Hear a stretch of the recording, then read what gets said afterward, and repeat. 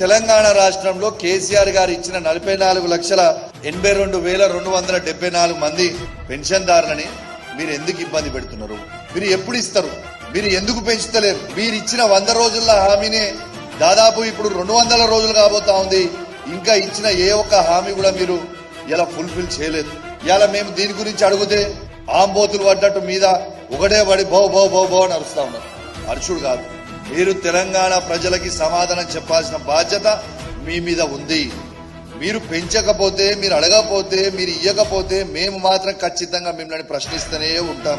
ఎందుకంటే ప్రజలు ఇవన్నీ చేస్తారని మీరు నమ్మి అధికారంలో కూర్చోబెట్టారు. కాబట్టి నేను దయచేసి ముఖ్యమంత్రి గారిని రిక్వెస్ట్ చేస్తా ఉన్నా, ఖచ్చితంగా మీరు ఇవాళ వీళ్ళకి ఇయ్యాల్సిన బకాయిలని మళ్ళీ ఒకసారి క్లారిటీగా చెప్తా ఉన్నా, డిసెంబర్ నుంచి ఈ జూన్ మంత్ వరకు వాళ్ళకి మీరు పెన్షన్లు మొత్తం 2,000 రూపాయలతో పాటు వాళ్ళకి ఇస్తా అన్న అదనపు 2,000, 4,000 బకాయిలు ఏవైతే ఉన్నాయో, ఎందుకంటే మీరు కుటుంబానికి ఇద్దరికి ఇస్తా అన్నారు కదా, ఆ ఇద్దరికి ఆ బకాయిలని మొత్తం కూడా చెల్లించాలి అని నేను డిమాండ్ చేస్తా ఉన్నా అని చెప్పి ఈ సందర్భంగా తెలియజేస్తా ఉన్నాను.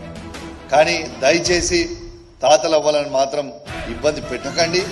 మీకేమైనా కోపం ఉంటే కేసీఆర్ గారి మీద, కేటీఆర్ గారి మీద, హరీష్ రావు గారి మీద మీకు కోపం ఉంటే మా మీద తీర్చుకొని మాకేం అభ్యంతరం లేదు. కానీ ఆ కోపము దయచేసి అవ్వాతాతల మీద తీయొద్దని మిమ్మల్ని దయచేసి మేము రిక్వెస్ట్ చేస్తా ఉన్నాం.